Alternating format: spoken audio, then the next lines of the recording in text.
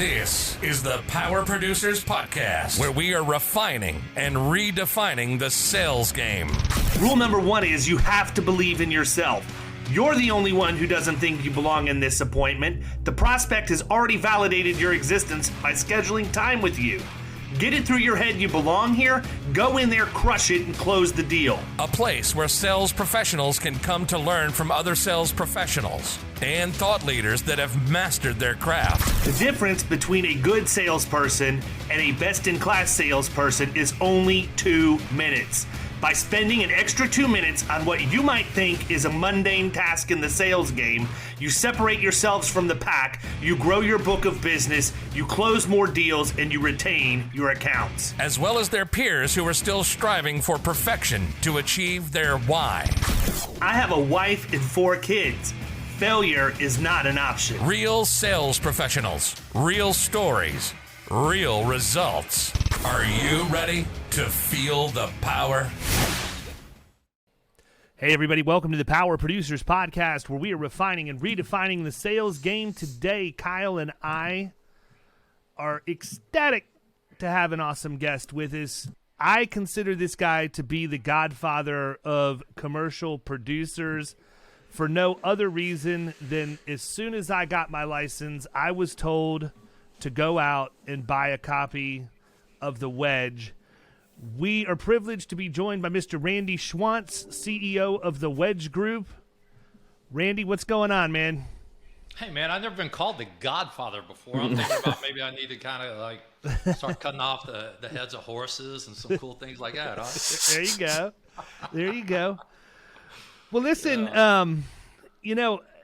everybody that I know that's a commercial producer, at least the overwhelming majority of them, know who you are because you wrote one of, I mean, it's got to be one of the top 2 or 3 transformative books written specifically for our industry and even more specifically producers. The information that is shared in there is timeless. It can be applied today just like it could be 20 years ago, and that's what makes it so valuable.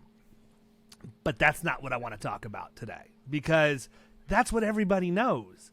I want to get into what you're doing now that I personally feel will have an even greater impact on our industry and specifically middle market commercial producers than the Wedge had. And I know that's a bold statement, but I feel like after seeing a little bit behind the curtain that you're onto something really, really cool. So why don't you sort of talk to everybody about how you got to where you came up with the idea that you needed to create Bignition as you progressed from being the author of so many. I mean, I rattled off like 3 of the books. I'm sorry if you wrote more, but I know that I read The Wedge, Red Hot Introductions, How to Get Your Competition Fired were 3 that I know I read early in my career. But now you're moving more into the technology realm, and I know from my perspective why I believe you should do that, but I'm interested in what you have to say.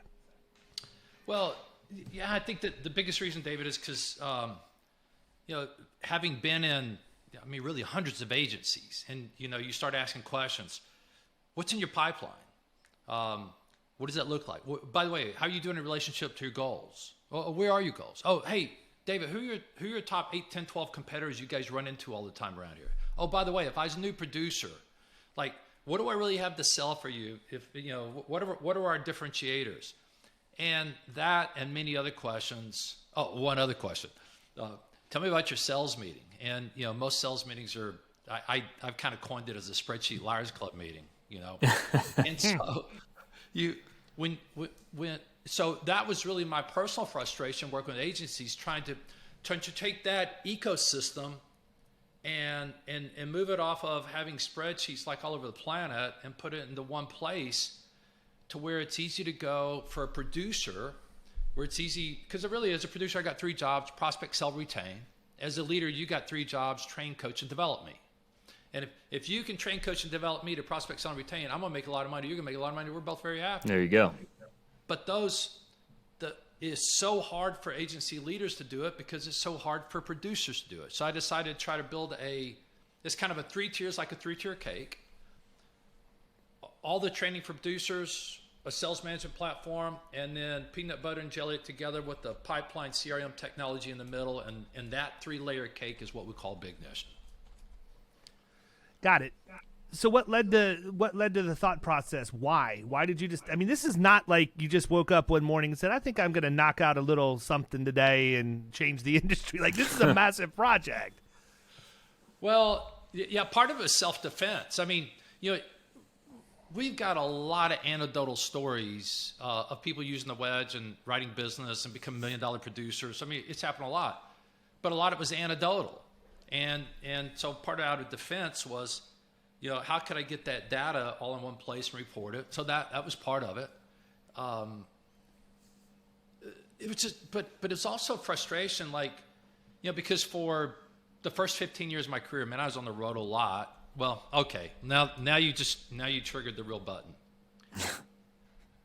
Well, seriously, kind of here's what happened one day. I was at my oldest daughter's basketball game when she was a junior, and I'd missed a bunch of them because I was always on the road. And I basically said to myself, how do I create something that becomes great for clients, great for me, that I can almost create on a subscription basis, so that I can spend more time on, because I got 4 daughters, so I could see the rest of their lives a little bit without being on the road all the time. That's kind of the real truth of it. And it was all influenced by all the other experiences I had being in agencies. And so then I said, well, how do I get to be like David? How do I get to be where I can build a book of business with replicatable income? What's going to make that happen? How do I bring that kind of value? And so then that's when I got in the technology business and started building this thing. And you put all this stuff together, that's it. Well, and I mean, let's face it, you can't just keep writing new books all the time, right? At some point, you turn into Dave Ramsey, who's written the same book 20 times and just puts a different cover on it and changes the words around a little bit. I mean, it's a much more difficult way to make a living.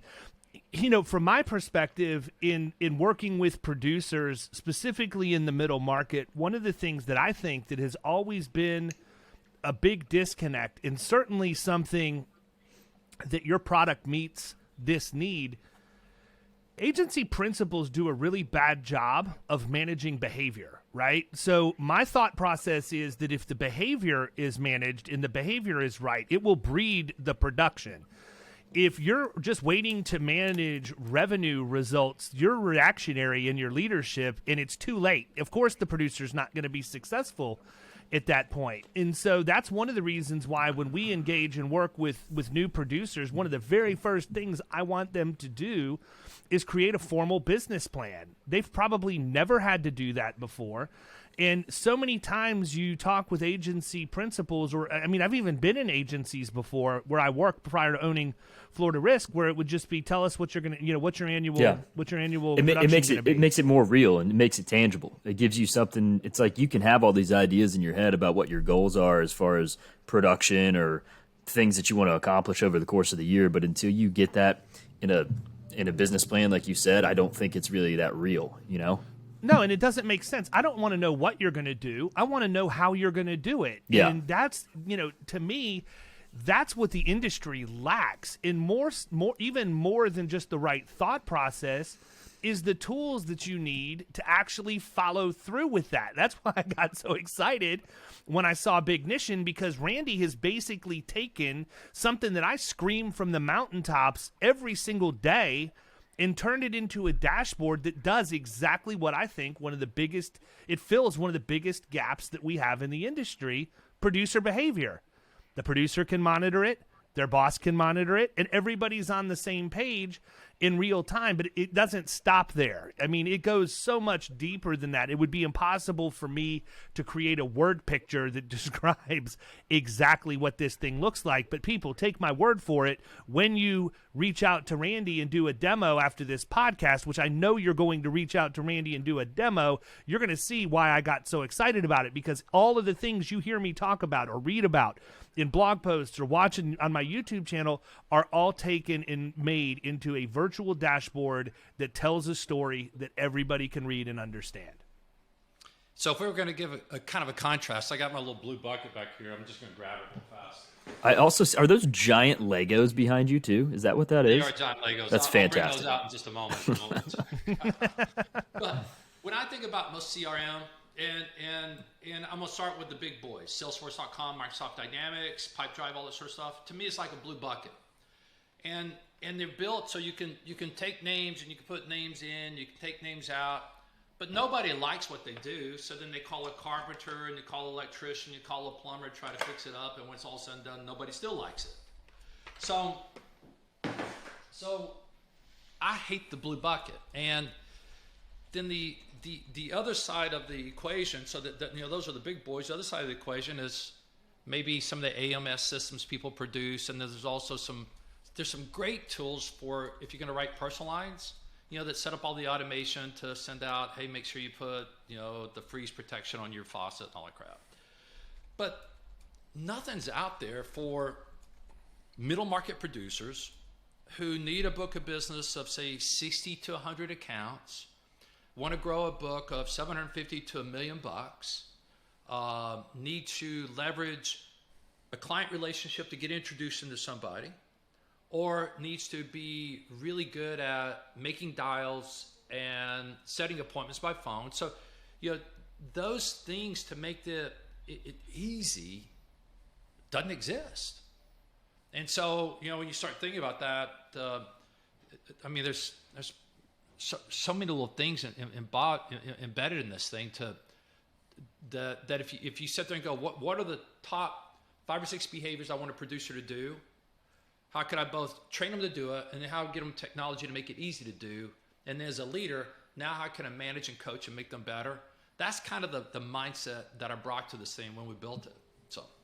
Well, I'm a firm believer in bright colors and big pictures tell stories too. And it's very intuitive when you go in. It's not like you have to try and figure out. It's well known. We use HubSpot. I've spent a lot of money building that out because there wasn't anything, right? I had to try and do what Randy's doing on my own, and you've done a much better job of it than I've built in my own agency. But there's so many people who haven't even done that, but even just to look at the aesthetics and how easy it is to understand what is on my screen versus looking at like logic trees of if, then, logic, do this, do that, setting up automations and everything else. I think that to me, it's the not so secret sauce because we've already told everybody, but I think that's really one of the main things you have going for you is just how it's set up logically through the buyer's journey and the life cycle of an account, but also with easy to read and understand graphics in every step of the way, plus click and drag all day long instead of having to figure out, what comes next.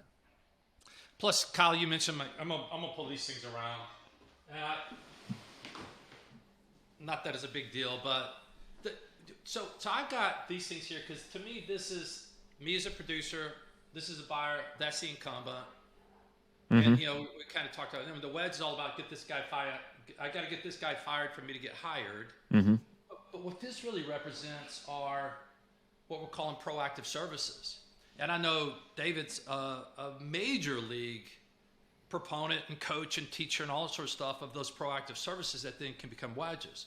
Mm-hmm. Part of what I'm not gonna lie, Randy, I like that blue and gold in the background too. That's my color. You're really slick if you built you're really slick if you built those Legos special for us, man. They're all for you. Yeah. But you sit there and think about those Legos. If you can take your services and move it from an idea or a concept, and you break them down just like bricks, and each one has a name, just like your kids have names.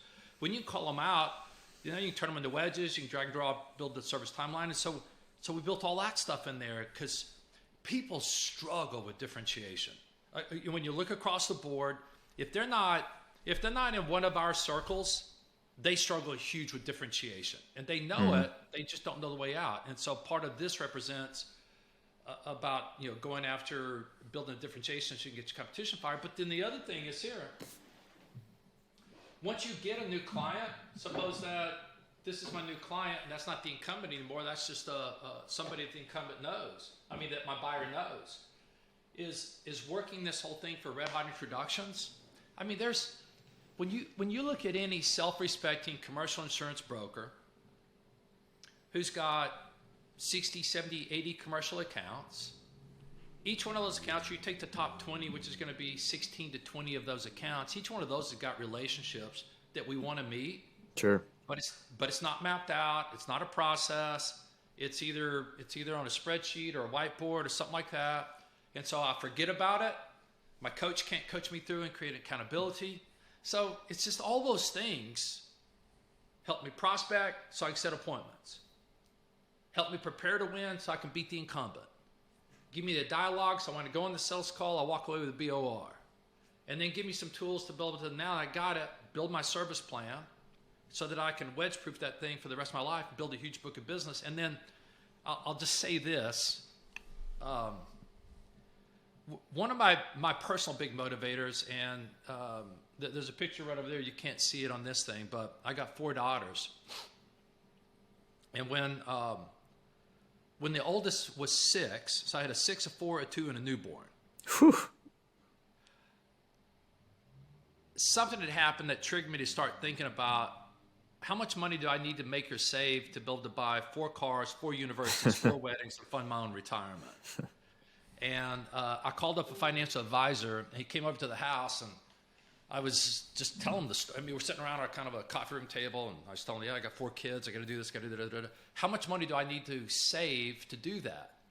And he got out his little HP calculator and started pushing all his buttons, and it kind of started to smoke. And I go, oh, Yeah. I'm in trouble now. Did it have the paper like ribbon on it, like Dave's got on his desk? Like I have one, man. The calculator tape. That's the best. Yeah. Randy, I ran grocery stores for a decade before I got into the insurance industry and read the Wedge. I will never abandon the old school adding machine with the paper tape, because when we reconciled deposits every night, that there. became the wrapper for the checks, right? So that's just one of those things that I'm never going to abandon. And even today, when I'm adding up loss runs or whatever else, I'm running adding machine tape when I do it. I just refuse to quit.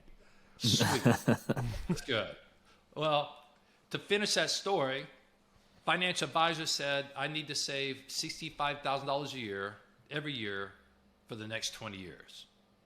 And at that point in my life, I could save about $7,500. So I was underfunding my future, $57,500 a year.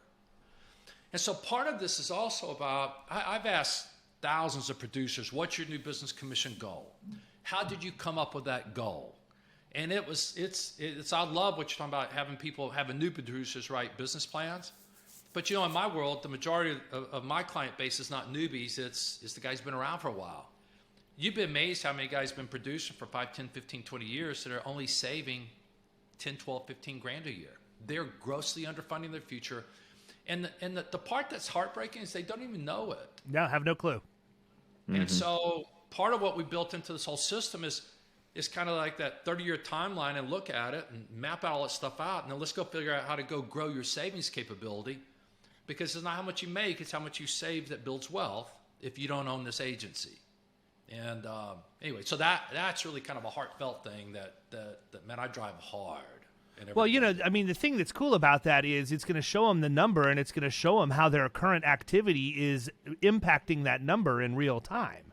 So it's not just about whether or not you're going to hit your production goal for the year. It's whether or not you're going to hit your production goal for life. Like, what's life after this look like? And I mean, I'm one of those people.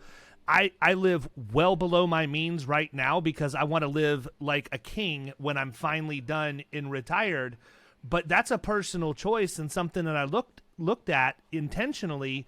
And honestly, Kyle's in the same boat that I am to a certain degree, in that our wives both have really good jobs that allow us to be able to go and sock more away now so that we're saving for our families in the future. But the average producer that I see, I mean, and that's peers that have been doing this for 20 years in addition to people who are brand new, they couldn't tell you. They couldn't tell you what they have, how much they need, unless they're in a 401k and somebody like Principal or Lincoln Financial sends them a statement, says, we're projecting you're going to be underfunded for retirement by X number of dollars. They don't even have a benchmark to go by. Right.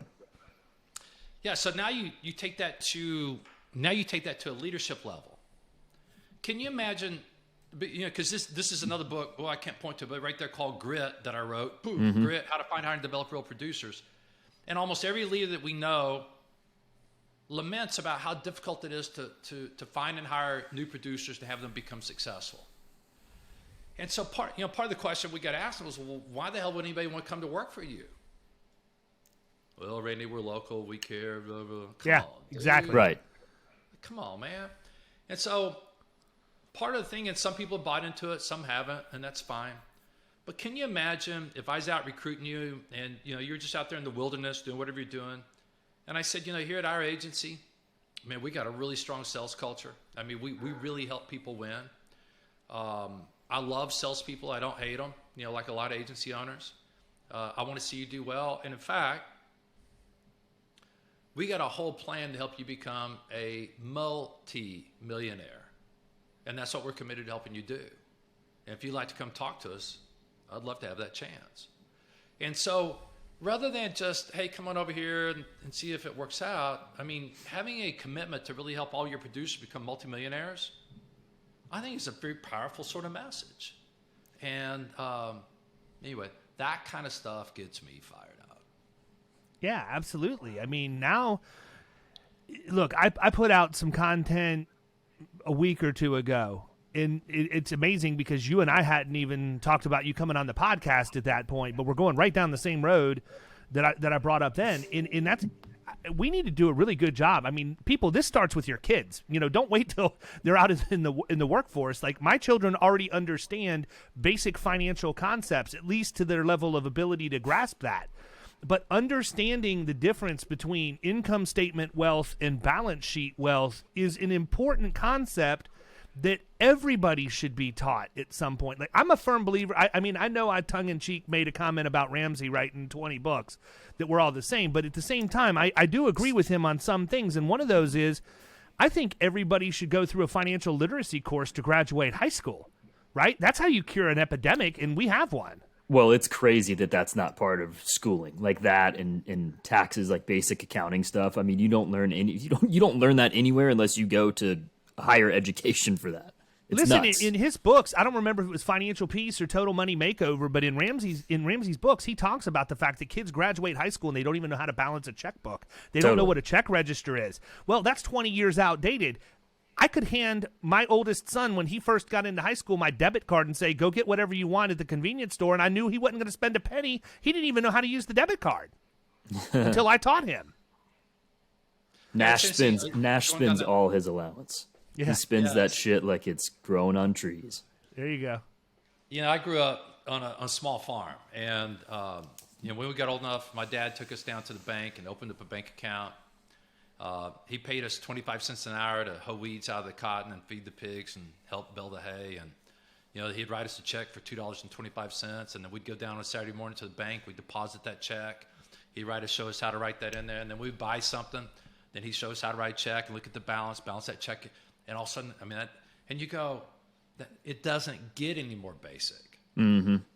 But then you move it to the next level of really, financial planning. I mean, most financial planners I have a little respect for, but not a lot, because basically they're just asset gatherers, and they've got a little bit of deal, and they'll say, if you'll save your boom, then here's what you're going to have. But they're not really coaches, and they're not teachers, and they don't get really people thinking about what they could do. They just say, based on what you have, here's where it's going to end up, and let's put it over here with a diversified deal. So, I mean, to become financially astute is a huge, powerful thing. And then you reverse engineer that, you're going to be one hell of a producer, because now you know what you want, and you know why, and you know the consequences and implications. So anyway, fun stuff to talk about. Yeah, absolutely. The other thing that I would bring up that I think that the CRM does intuitively, and it's something that I harp on all the time, but it forces the producer to think and plan ahead of time before they go into the appointment, before they have the conversation, so that they're ready when they get there. I mean, I am a huge fan, and I've said it on the show before. I think I even talked about it in my book, but I'm a huge fan of sending your client an agenda before you ever go. The prospect, send them the agenda, show them what you think you have surmised you should talk about, ask them for their feedback. Let them be invested in the process, add or subtract whatever they want to do to customize it. And then when you then plan around those bullet points ahead of time, because you're not going to have any surprises. It gets rid of a lot of small talk trying to find out information when you go in. And, for sure. To that end, I just don't think we have a lot of producers that even understand how to plan going into an appointment. They know the questions to ask around insurance. Oh, what are your sales? What are your payrolls? Let me get your loss runs, or even the experience mod or whatever else. But getting to that next degree of questioning, understanding, okay, this person's paying too much for insurance. They're upset, but they're actually paying what they should be paying because of their history. Let's focus on that. Let's go in and talk to me about, your workers' comp claims. Talk to me about your employee benefits program. Talk to me about it, and just walk right down the line on policies, procedures, metrics that they're using to measure that stuff in their operation, because it's all a direct reflection on what's going to happen with premium at the end of the conversation. But it also begins to build a story that then you can take and relay to an underwriter and impact all of that. And I think that's a lost art or an untaught art in many cases in our industry. And to me, it just makes common sense. I think, Randy, if you were to ask me what I think one of the things that has led me to be somewhat successful in this industry, I would tell you it's because I came into this industry having worked in another industry where I had P&L responsibility, had to plan, had to organize, had to lead, had to hire, had to fire for 10 years before I ever stepped foot in.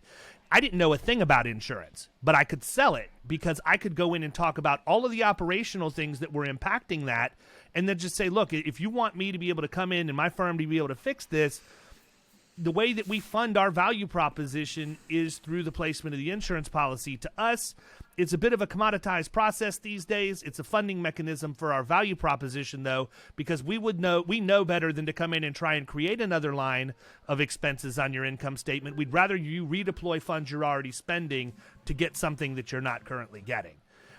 I can see that clear as day because I came from outside the industry, and I didn't grow up going door to door hustling and selling policies.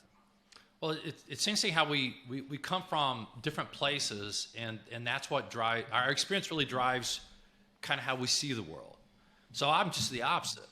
I came from construction industry as a sales guy, working. We built apartment complexes, and back in the late 80s and early 90s, I mean, the Charles Keating and the real estate, the savings and loan sort of bust. I mean, the whole country went down, and so it was hard to find a job.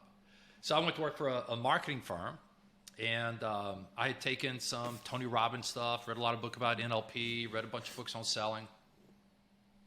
And then so one day I decided, well, I'm just start doing sales training for our marketing advertising clients. And then one of my first clients was an agency. And so I go in there, I'm working with that agency, and I ask, because you come from, I've got no bias. I'm just sitting there going, what's your strategy going to win this account? I go, well, I'll build a relationship, get the policies, find a coverage gap, market it, and bring back a better price. All right, what else? He goes, what else do I need? I go, I don't know. So I sit there and kind of start thinking about it some, because I didn't know, right? So next time I see him, I go, hey, dude, how did it go? He goes, not so good. I said, what happened? He goes, I think my prospect showed the other guy my numbers. Well, what happened? Well, then the other guy matched it. Well, what happened then? Well, then I didn't get paid. Oh, well, how do you feel about that? And here's what he said. If I was the incumbent, that's what I'd want. I go, yeah, but you're not. He said, but if I was, I would. And I'm sitting there going, but you're not. Aren't you pissed off that guy stole your stuff? And he goes, Randy, aren't you new at this? I go, yeah. You'll see that's how it works.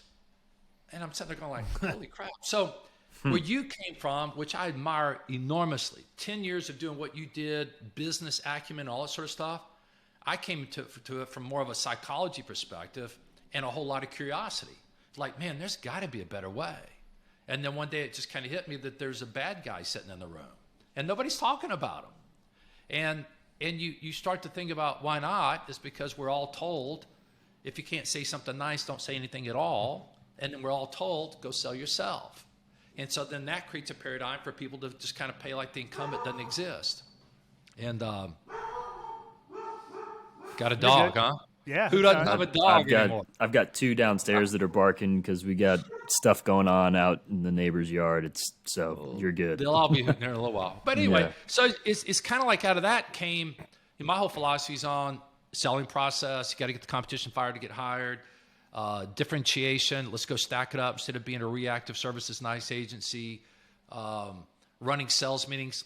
Instead of running spreadsheet liars club meeting, let's help producers figure out how to go beat the bad guy. And all this sort of stuff, and now you start to blend those kinds of thinking. That just takes everything to a new higher level, which is one of the reasons I respect so much what you guys are doing. I mean, it's just good stuff. Well, I got into the industry for one reason and one reason only. It was to make a lot of money. I stay here because I enjoy the people and I enjoy the process and everything else. But when I got into the industry, the guy that basically gave me my first shot at writing real middle market business, I flew down from Birmingham, Alabama, where I was living at the time, to Tampa, had lunch with him, and he said, David, insurance industry is the greatest industry on the face of the earth. It's made more millionaires than any other industry in the business world you can imagine. And he said, it's full of C players. It's full of average people who do just what they need to do to get by. If you're an A player, if you think you're better than average, you will absolutely dominate the insurance industry because you'll work harder, you'll work smarter, and you'll do what the other people aren't willing to do because they've gotten comfortable. And wait a second. You told me that when we first met. What's that? I said, wait a second. You told me that when we first met. I did, man. I regurgitate it to everybody now, right? It works, right? Absolutely. I'm not proud. I mean, I'll take from the Wedge. I'll take from that guy. I mean, my entire shtick is a compilation of everything that I've absorbed over the last 20 years. Absolutely. But what I found out, Randy, is that after year number 1, I was working 50 hours a week, which was half as many hours as I was used to working, twice as many hours as my competition was working, and I felt like I was on vacation. I was writing business because I answered the phone at 3:30 on a Friday afternoon. Yeah. Right? I would go out and I would be at the breakfast. I would never eat lunch by myself. If somebody needed the 4:30 appointment, I didn't care that I was going to be stuck in traffic for 2 hours. I went out and I did what I needed to do. I wasn't the best salesperson. I didn't know a thing about insurance, but I could gain people's trust and confidence because I could go in and I could talk to them at a human level about the problems that they were facing as business owners. And I can't even tell you the number of times people just thanked me at the end of a first appointment for letting them vent for an hour because they were so sick and tired of it. And people, if you will sit and listen more than you talk, everybody that I have ever met with, 99% of the time, one time, that lady from the company that you know, Kyle, who takes meetings for no reason, just to take meetings. But 100% of the time, they're going to tell you how to get the incumbent fired. You just have to be willing to listen and not talk. For sure. Yeah. And see, I'm going to take. I agree, and I'm going to add a little color to that.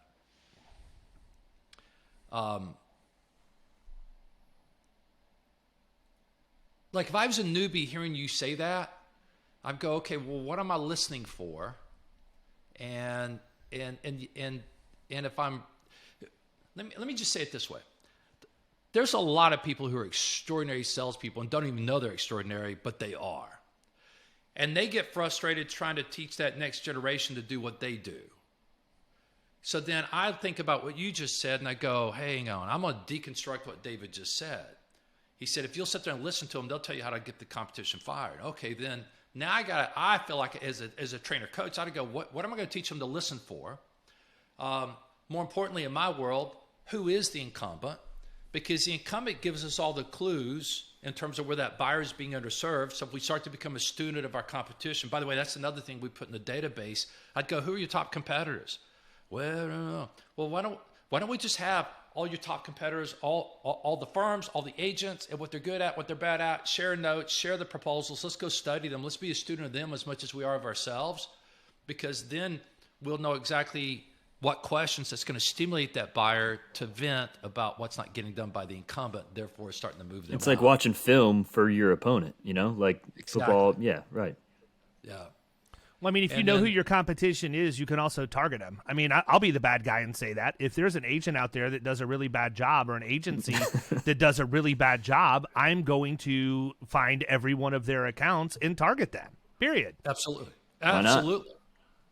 I used to get letters every once in a while from people going, hey, I don't understand why you'd write this book. I was a perfectly good agent, doing a perfectly good job, doing nothing wrong. And then you taught some young guy how to come in and take my business away from me. You're wrong, Randy. I'm going, dude, you need to raise your game. Seriously. Yeah, no, exactly. It's like the people that I see bitching and moaning about agent of record letters and how they're horrible things when, at the end of the day, it's an inanimate object that has no emotion, no intellect, anything else. It's simply a tool that allows a buyer to select who they want to buy from. End of story. Do people misuse it? They absolutely do, but it doesn't mean the tool sucks. It means the person sucks. I can build a house with a hammer, or I can murder somebody with a hammer. Is it the hammer's fault, or is it my fault? Absolutely right. Same with all this stuff. 100%. So you've got a lot of stuff that you're looking to push into. When we were talking the other day, you're still, I mean, this is not something that's done, right? Like, you have got a great product as it sits right now. And if you stopped and you didn't do anything else, you have zero competition in that space.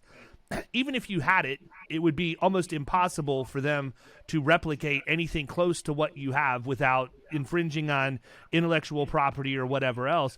But you're not done, man. You're not satisfied. So what do you see over 5 years for Bignition? Well, there's so first of all, it is a selling platform with some marketing capabilities. So to take those marketing capabilities and make them better. Right now, most of the people doing marketing are for small commercial lines and personal lines and stuff like that. We in middle market need to become better marketers, but most firms are not big enough to have a marketing person. So I feel we need to find a way to make it easier for a producer to become a better marketer, right? That's one piece. As a commercial guy, not so much employee benefits, but you guys send out 100, 200, 5,000 certificates. To have something that takes those certificates and does an analysis on them and kind of puts it back into the database. So now you can find out your connections and who your clients know and help accelerate building out that database of who your clients know you could go get. Boom, boom, boom. I see that as part of something I'd like to do. I think that's remarkable. And by the way, for everybody who listened to that and did not understand what Randy just said, let me make this very, very clear to you. Every certificate that you see is now a lead for you. Every single time. So you hear me talk on the podcast about going to every audit for every one of my clients, 100% of the time. And people will ask me, David, what are you doing? You're going to the audit. Like, how do you control that situation? Why are you going? My answer is because I'm there, because my client sees me there. But if you really want to start peeling the onion back, what do I get to have access to when I'm in that audit? Every single subcontractor that my client hired. Now we have it even better because we use KPA in the agency and we're using COI track.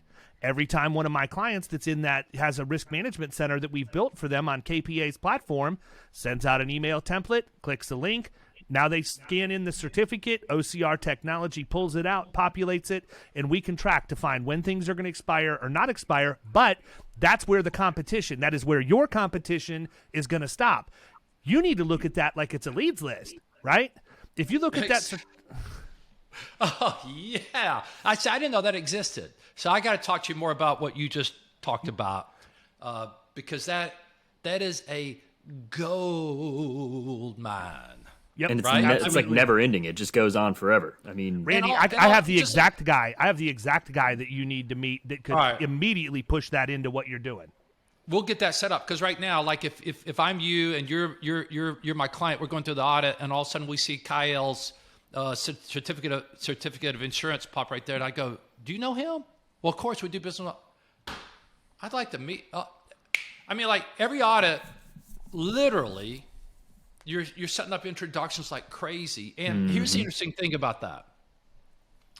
If you're selective about who that is and you're only you set your sights that I only would get introduced to people that are equivalent to my top 20, somewhere in that range.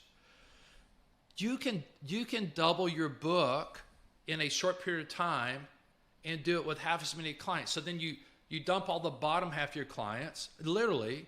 You keep the top, or you hand them off to somebody, whatever, and then and now you got a much bigger book with fewer people to manage, and they love you. Mm-hmm. Oh. Yeah. So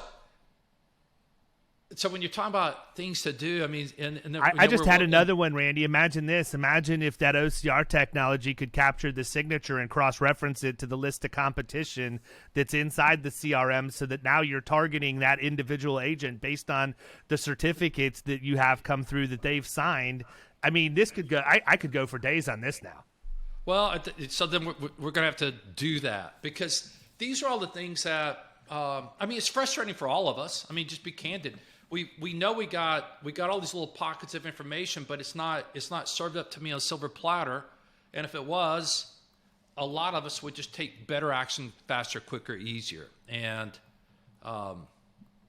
you know, it's interesting when we built the incumbent database part, because when you look at the opportunity screen, you know, you're putting the renewal date, the incumbent agent, the incumbent agency, what the potential revenue is.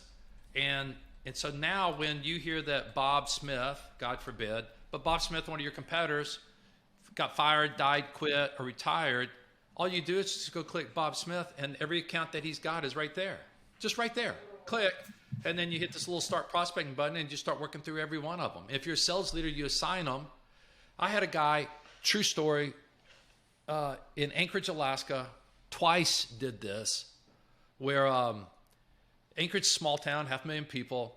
He was prospecting, and there was one guy that had a great reputation in town, and people would just say, "Hey, Mike, until this guy's quit, we're not moving on." Well, one day, what happened? He retired. Mike goes into the database, click. That year, he was able to get there first, wrote 14 accounts, a little over 150,000 revenue just off of that one feature in Bignition. Then he did it again about 2 years later in another situation. And I asked him, I said, like, man, that's a pretty cool story. He said, well, before I had this, that stuff was spread out on 3x5 cards, yellow pages. It was just everywhere, and I just had no way to organize it. So what's interesting is, as you know, our big aggregators are clumping up people. There's a lot of disruption in those firms that are competitors. Secondarily, I mean, it's an old industry, and you know, there's a lot of dudes out there that are 50, 55, 60, 65, 70, 75, and 80 that are semi-retired, that are just milking their accounts, and they're ready to drop off. And gosh, man, to have that mapped out so that either you can go attack them now or attack them soon when something happens, it's just smart business, right? Yeah, I agree. What have we missed, man? Oh man, I mean, look, we could talk all day long because it's fun, and we care about this stuff, and we want to see people do better. And I can get pretty nerdy and geeky about you know, when you start to get in the trenches, because I love running sales meetings. I love helping people create good wedges. You gave me a couple of ideas the other day about some of the tools to support the wedges that we have. I mean, we're in the same business of wanting to make it easier for producers to build a book, make money, save money, and have a great life. And there's so many paths of storytelling and, you know, goal setting. I mean, it's like there's a book right up there on my shelf right now by Ray Dalio called Principles. That if you haven't read that book, and it's about 600 pages, then there's a great book summary.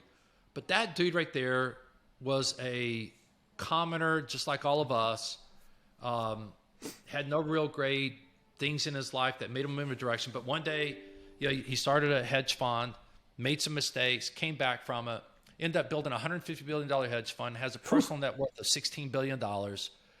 And he just delineates those principles. And one of the first things he talks about is get really clear on what you want. And the reason I bring that up is because I see so many, I mean, it's just human nature to not slow down and get clear on what you want. It's just human nature. It's just go, go, go. But man, if we get people slow down and get really clear on what you want, and then the other thing he talks about is be a hyper realist. Where are you right now? And I talk to so many agency owners that, that they'll start talking about their producer. Well, yeah, but he's a good guy. Yeah, but you don't have to bullshit me. Just tell me, how old is he? How long has he been with you? How much new business did he write? How big's his book of business? And how big's his pipeline? Well, Randy's good. It's like, no. Hyper realist. Just tell me the truth. Let's just try with the truth. And so if we can get people focused on what they want, get truthful what they are, and then just start to take the right kind of actions, building $1 million book of business is no miracle. It's just, that's what I want. Go take action, do it, become a learner. And there's a lot of guys there's more than you and me out there, preaching the message, but we got some pretty good messages, and get focused on what you want and go get it. And you said a little while ago, by definition, the competition has to be mediocre. But in reality, the competition is mediocre. We've seen them, right? Mm-hmm. And so for the guys who want it, man, there's just so much opportunity to be great. I agree. I think the one thing I would add on to that, too, is if you're a producer and you want to build that $1 million book, I'm going to go back to what a comment that Brian Will made when he was on the podcast, and that is, if you're going to seek a mentor, find somebody who's built $1 million book. You don't want somebody who's built a $500,000 book teaching you how to build $1 million book, and you don't want somebody who's built a $5 million book to teach you how to build $1 million book. True. Because the tactics that they've used and the way that they think, and in the way that Brian said it was, if you want to be a millionaire, go surround yourself with people who have a net worth of $5 million or less. Don't go to Warren Buffett and ask him, for how you can get to be a millionaire, because so far removed. Just completely different level yeah. of analysis in the way they make decisions and everything else. And I think that we have so much information out there that people get clouded with that. And the internet and social media has made that water even muddier than it was, because anybody, look, I'd say it all the time. 2 idiots and a microphone can start a podcast, right?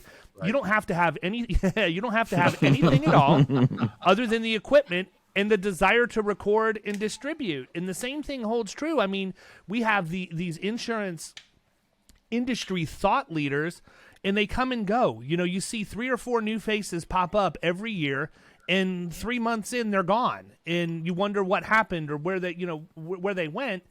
And, again, Brian had some really good stuff when he was on the podcast, but then there's the people that have been there for a while, and finally, the universe has smiled on them for their hard work, dedication, some of the ingenuity that they've had to get to where they are. And he said that's what you call the 20-year overnight success story. People, I say it every single day. The paychecks are sexy. The process is not. You have to get in and get dirty. My new book is coming out in a couple months, The Dirty 130, and it is a very specific challenge for you. 6 months worth of working days, those daily behaviors that you can chart out and figure out, am I going to hit my goals in 6 months? What Randy has done is taken what the concept I've talked about in the book and those behaviors that I'm looking for and the things that I know are going to make a producer successful. He's added all of the knowledge he has above and beyond what I know and put it in a nice, neat package for you to be able to monitor that stuff in real time. It's just like when you hear me talk about why I don't like stewardship reports, it's because we should know where we're at in real time in our production. Our clients should know where we're at with them in real time in terms of the delivery of services promised at the point of sale. So if you're looking forward to the book coming out, I highly recommend, it would be just common sense to me to do a demo of Bignition, see what it looks like, because it is directly applicable to what I've got sitting at the publisher right now. It will work with the book. It will make you see it, put it into a computer format, generate reports. It's an accountability tool, a report card. I mean, I can come up with synonyms all day long, but I just highly recommend that you reach out and look at it. You have very rarely heard me get excited about technology more than what I am right now, because I think that this is the tool that's going to revolutionize middle market production for the foreseeable future. That's awesome. Thank you. And I'm looking forward to, I saw your book cover. It really, I'm almost envious of your creativity with your book covers and some of the things you do. I just think it's Randy, did awesome. you see the video of how the cover was made? I did not. So this is a true story. I'm a cheapskate. I am creative, but I'm a cheapskate for some things outside of my wife. She can have whatever she wants. But I actually I knew what I wanted it to look like, and I knew that I could make it work. So I put on a white button-down dress shirt with my gym shorts and tennis shoes and went out and mowed the grass. And I got sweaty, but not sweaty enough, so I had my wife turn the hose on me. And then my kids picked up the grass clippings and dirt and threw them at me. My shirt, my face, everything else.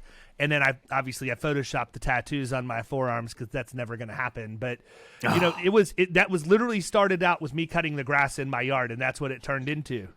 So that's awesome. But again, it's at this point, after doing this as long as I have, I always know what the end goal is and work back to the beginning and figure out how to get there. That's so much easier than trying to plot your course without a map, right? If you know where the end is, you can plot the course. But if you just start out and don't know where you're headed, how much time do we waste? And I mean, that's my MO for everything. I created the book cover 6 months before I ever started writing the first word for the book, because I knew that if the cover was out and I announced it, that I would be held accountable to have it done.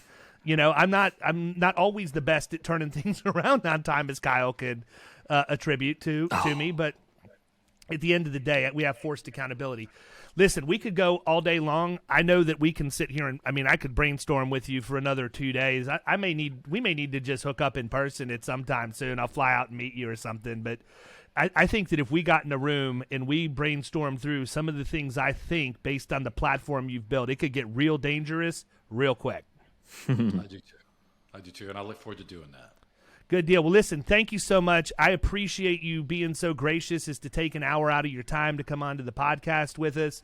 But more important than that, I'm going to say this with Kyle as an extension, because if you wouldn't have made an impact on my career, I wouldn't have an agency and Kyle wouldn't have a job with me right now. And we've got a pretty good thing going, man. So I got just a little bitty taste of what it's like to write something that makes a difference in people's lives. I get a couple of emails a week from people that have read my book and have done some of the things that I talk about in my book, and they've made a difference doing it. I can't even imagine what it's like for you. I get it that the haters will email you about, getting people fired, but at the end of the day, the positive far outweighs the negative. And, what started out as a mission to change the industry and train people has really just revolutionized a bunch and made a great life for you. And I look forward to watching the journey as it just continues to expand, man, with the pedal to the metal. So thank you from the bottom of my heart for coming on. Awesome. Thank you, man. It's great seeing you guys.